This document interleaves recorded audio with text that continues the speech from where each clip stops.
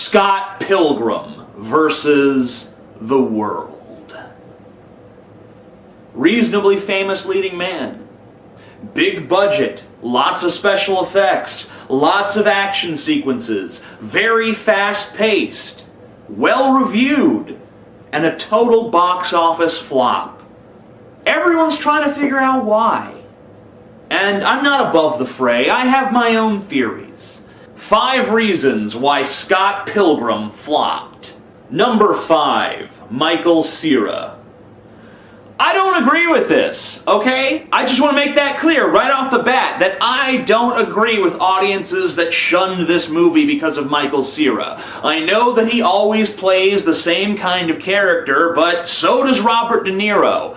And just like Robert De Niro, Michael Cera is actually a pretty good actor. He emotes well, his facial expressions are quick and organic, and they feel honest in the situation. He is a good actor. But the moment I saw the trailer for Scott Pilgrim for the first time, there was an audible when he appeared on screen. He may be a good actor, but the public is sick of him. The movie business is a business, and they make business decisions. So this is probably the last time you'll see Michael Cera as a starring character in a film, unless it's some obscure indie film.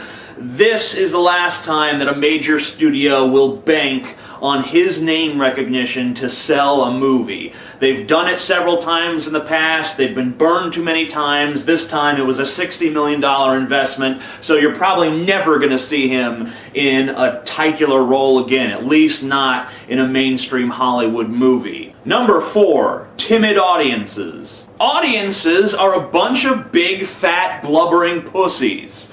If anything looks just a little bit strange to them, like, I'm not so sure about that, they're not going to cough up their hard-earned money.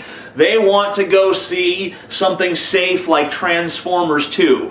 Giant robots beating the shit out of each other, okay, I'm there.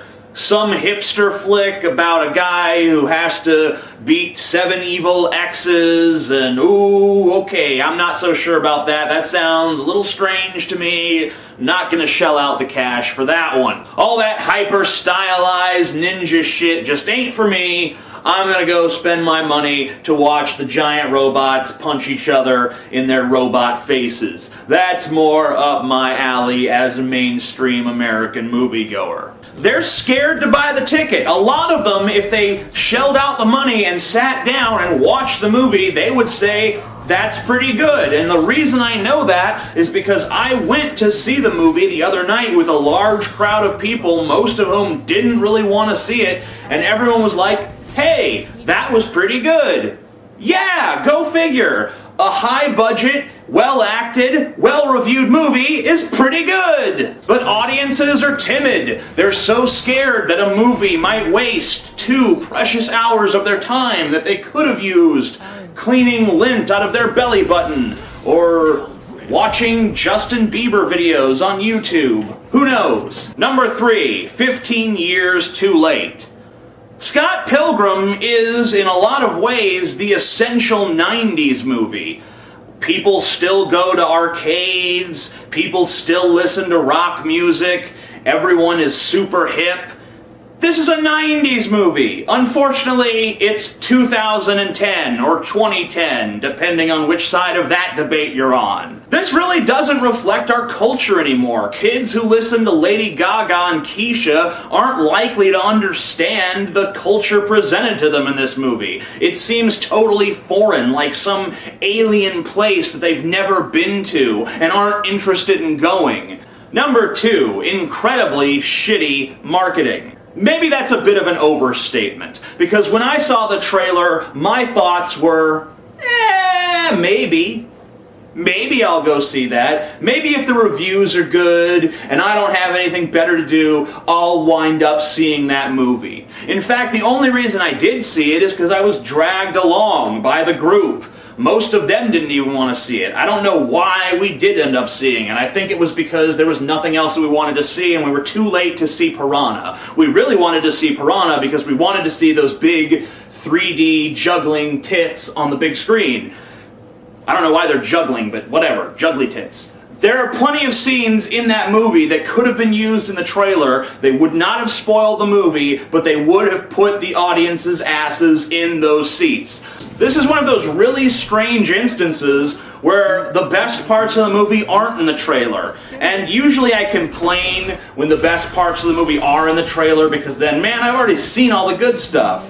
But now that I see how poorly marketed this film was and how much better of a job could have been done, I kind of see why it's essential that you do put the best parts in the trailer. And they're still going to be great in the movie because in the trailer you're seeing them out of context, and in context they're even funnier. So I don't know who cut these trailers, but they did a piss poor job. Every trailer for the movie should have emphasized a different element of the film. Every trailer tried to be so all over the place that you didn't really know what the film's genre was. And of course the film doesn't really have a genre, it's all over the place. But each trailer could have made the film appear that it was a certain genre. You could have had one trailer that made it look like an action movie, one trailer that made it look romantic, and you put the romantic trailers in front of movies that girls want to see, and you put the action-y trailers in front of movies that guys want to see, and then you could have built an audience. So I don't understand who did the marketing for this film, but they did a bad job. But the number one reason why Scott Pilgrim flopped, and really it's the most important reason, is stupidity. The stupidity of the American movie-going public. Remember earlier how we talked about how they want to go see Transformers, and they want to go see The Expendables, and they want to go see all of these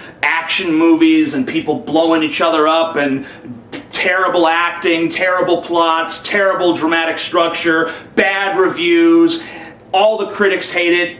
Anyone with a brain should hate it, but of course the American movie-going audience, for the most part, do not have brains. They're a mass of stupid conformist drones who want to eat what they're given. Oh, here's another Stallone movie! This time he's playing Rambo and Rocky at the same time, and the American moviegoer's like, that doesn't make sense, but it sounds pretty good! So we're stupid. That's the reason why this movie failed. It's a good movie. It had good reviews. Everything about it should have made it a success, but it failed because audiences are stupid.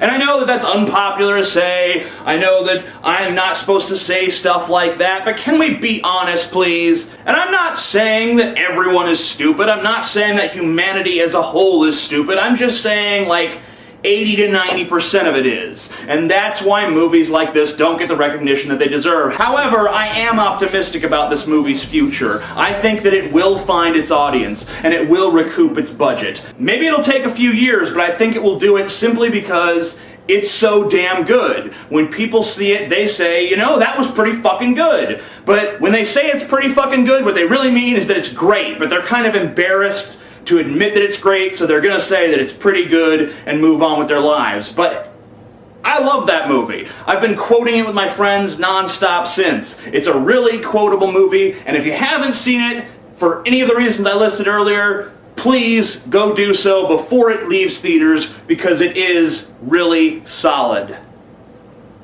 I'm the Distressed Watcher, signing out.